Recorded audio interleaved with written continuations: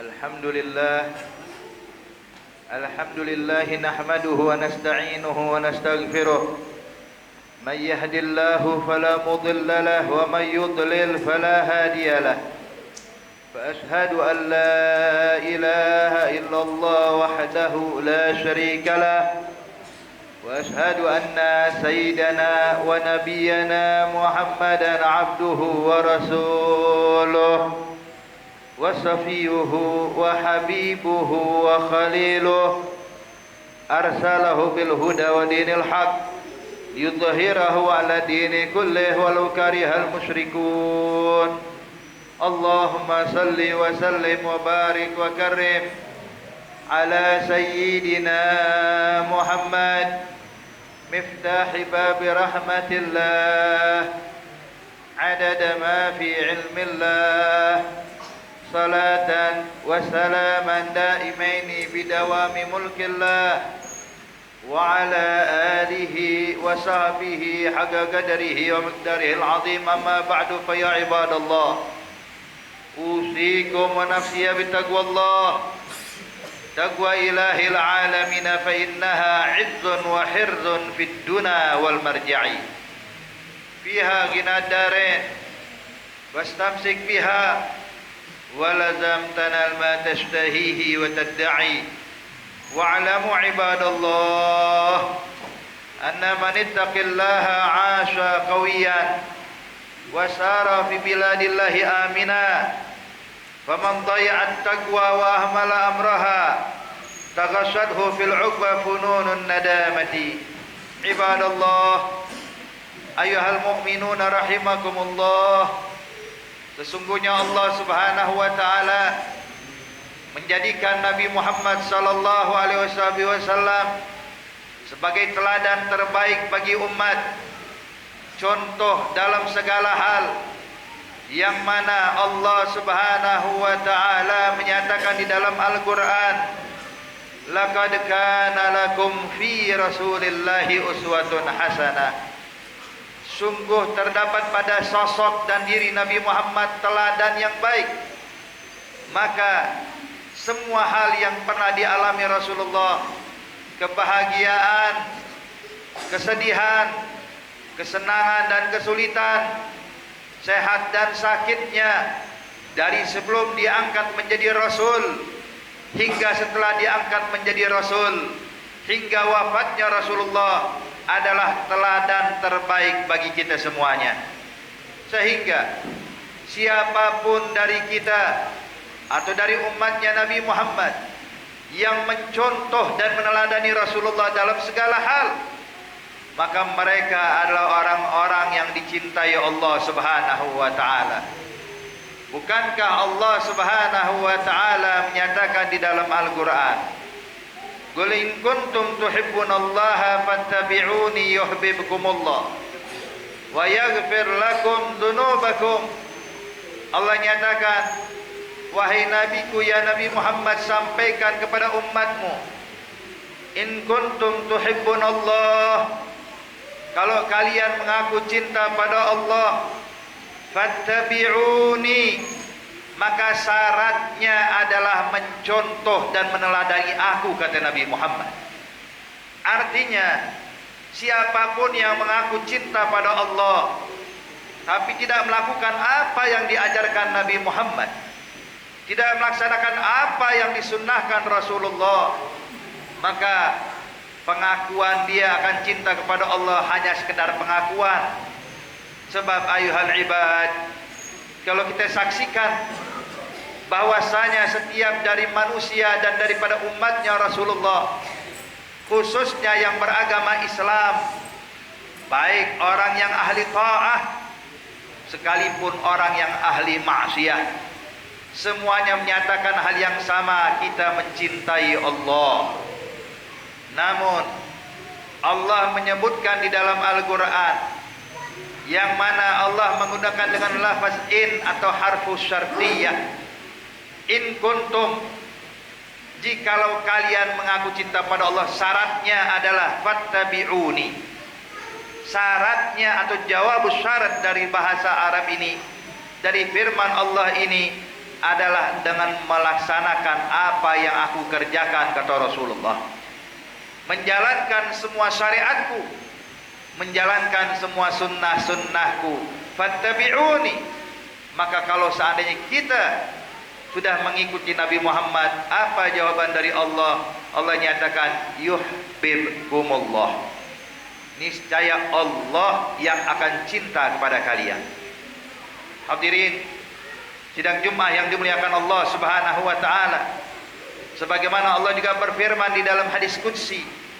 Allah menyatakan, "Ma 'amila ibnu Adam min 'amalin ahab ilayya illa mimma aftaratu 'alaihi wa la yazalu 'abdi yataqarrabu ilayya bin nawafil hatta uhibbah fa idza ahbabtuhu kuntu sam'ahu alladhi yasma'u bih wa basarahu alladhi yubsiru bih wa yadahu allati yabtishu biha wa rijlahu allati yamshi biha wa in sa'alani la'utiyannah wa in ista'adzani la'u'idannah." Allah menyatakan di dalam hadis qudsi bahwasanya tidak ada amalan yang paling aku sukai, kata Allah, yang dilakukan oleh anak keturunan Adam melebihi daripada amalan fardu yang aku wajibkan kepada mereka. Kemudian Allah lanjutkan, dan jikalau amalan fardu sudah mereka laksanakan, wala yazal yataqarrabu ilayya bin nawafil, kemudian dia menambahkan dengan amalan sunnahnya, mengikuti apa yang disunnahkan Nabi besar Muhammad sallallahu alaihi wasallam, hatta uhibbah, sampai aku pun cinta kepada itu hamba. Lalu apa hasilnya ayuhal ibad? Jikalau Allah sudah mencintai kita, Allah pun menjelaskan hadiah yang diberikan Allah buat orang-orang yang dicintainya. Kuntu sam'ahu allazi yasma'u bih wa basarahu allazi yubsiru bih. Pendengarannya, penglihatannya, gerak-geriknya, langkah kakinya adalah semuanya hal yang aku ridhoi oleh Allah. Maka ayuhal ibad, kalau kita ingin tahu apakah kita sudah dicintai Allah, apakah kita sudah disayang oleh Allah, maka introspeksi diri kita masing-masing. Mata yang Allah berikan untuk apa kita gunakan? Telinga yang diberikan Allah untuk apa kita gunakan? Lisan yang ada untuk apa kita gunakan? Langkah kaki kita kemana kita arahkan? Ayuhal ibad, kalau kita menggunakan semua nikmat yang diberikan Allah ini untuk melakukan hal yang disukai Allah, untuk melakukan hal yang diridhai oleh Allah, maka tanda kalau Anda termasuk orang yang dicintai Allah. Kemudian kalau kita sudah dicintai Allah, penglihatan, pendengaran, langkah kaki kita semua diridhai oleh Allah, apa hasilnya? Allah nyatakan, wa in sa'alani la'utiyannah. Kalau dia meminta padaku, langsung saya kabulkan dan saya ijabah, kata Allah Subhanahu wa taala. Wa in ista'adzani la'u'idannah. Dan jikalau dia meminta perlindungan dariku, langsung aku lindungi, kata Allah Subhanahu wa taala. Maka sebab itulah para sahabat-sahabat Nabi Muhammad menjadi orang yang dimuliakan Allah, dikarenakan peneladanan mereka kepada Nabi Muhammad, bukan hanya dalam ibadahnya, tapi bahkan dalam perkara adat dan kebiasaannya. Mereka tinggalkan kebiasaan mereka demi mengikuti kebiasaan Nabi Muhammad. Mereka tinggalkan hobi mereka demi apa yang disukai oleh Rasulullah sallallahu alaihi wasallam. Banyak sekali ayuhal ibad kisah-kisah para sahabat yang kalau kita saksikan betapa hebatnya mereka demi meneladani Rasulullah. Sampai di antaranya Sayyidina Abu Ayyub Al-Ansari radhiyallahu ta'ala anhu arda, yang mana rumahnya adalah tempat singgah pertama Rasulullah ketika hijrah ke kota Madinah. Nabi tinggal di rumah Abu Ayyub beberapa waktu ayuhal ibad sebelum rumah atau tempat tinggal Nabi dibangun. Maka Abu Ayyub Al-Ansari begitu bahagianya, sehingga dia pun bukan hanya menyiapkan tempat buat Rasulullah, bahkan makanan untuk Nabi sehari-hari pun Abu Ayyub dan keluarganya menyiapkan ayuhal ibad. Setiap hari dihidangkan makanan buat Rasulullah. Makan siangnya Nabi makan malamnya Nabi. Begitu juga jikalau datang para tetamu kepada Rasulullah, maka Abu Ayyub yang menyiapkan segalanya untuk para tetamunya Nabi Muhammad.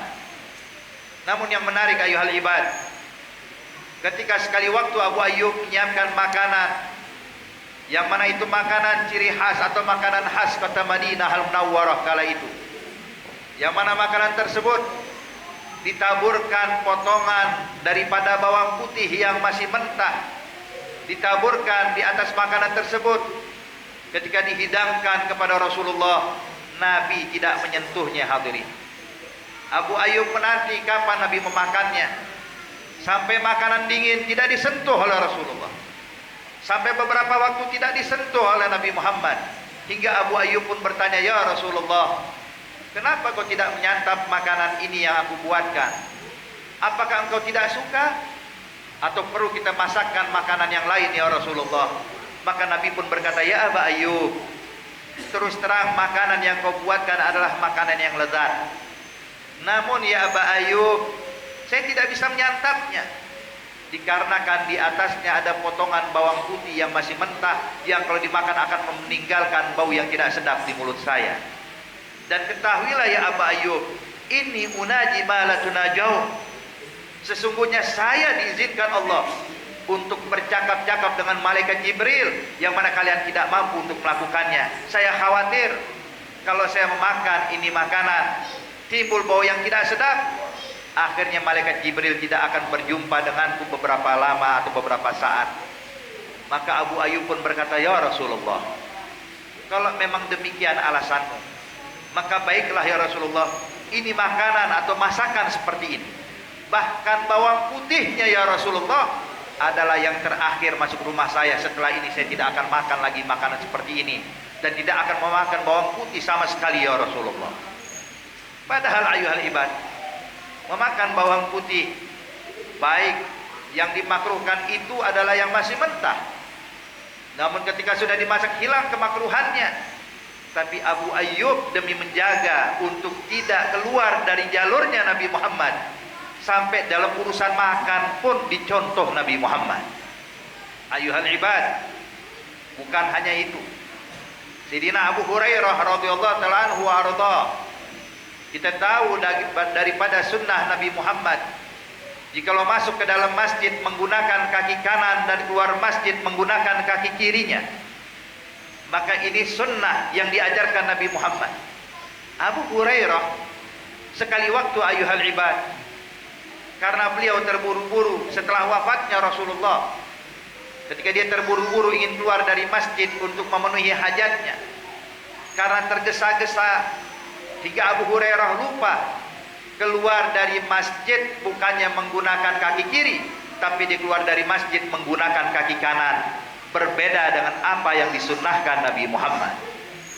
Ketika beberapa langkah sadarlah Abu Hurairah, dia meninggalkan satu sunnahnya Nabi Muhammad.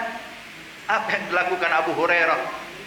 Dia berdiri menangis, menyesali, seakan-akan habis melakukan dosa besar, padahal hanya meninggalkan satu sunnahnya Nabi Muhammad.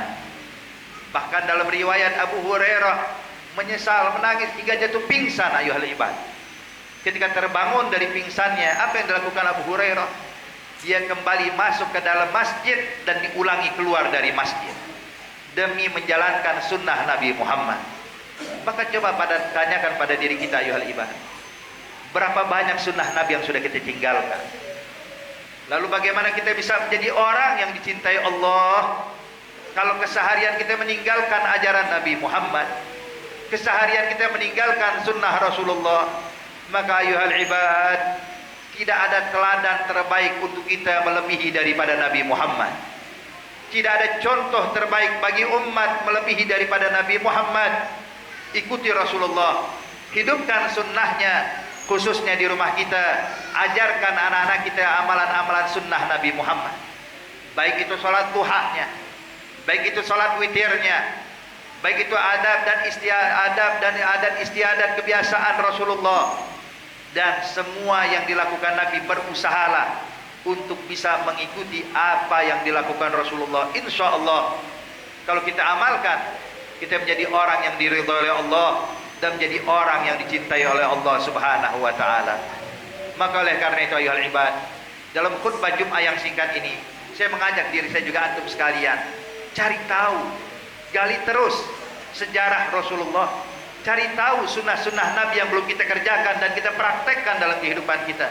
Semakin banyak sunnah yang kita kerjakan, semakin dekat hubungan kita dengan Allah. Semoga Allah melimpahkan taufik dan hidayah bagi kita semuanya. Amin ya rabbal alamin. Wa qad qala Allah ta'ala qauluhul haqqul mubin. A'udzu billahi minasyaitonir rajim. Bismillahirrahmanirrahim. Wal 'ashri innal insana lafi khusr illa alladziina amanu wa 'amilus salihati wa tawashaw bil haqqi wa tawashaw bis sabr. Barakallahu li wa lakum minal Qur'anil 'azim wa nafa'ani wa iyyakum minal ayati wa dzikril hakim. Aqulu qawli hadza wa astaghfirullahal 'azim li wa lakum wa liwalidina wa liwalidikum fastaghfiruh innahu huwal ghafurur rahim. Allahumma salli ala sayyidina Muhammad wa ala ali sayyidina Muhammad.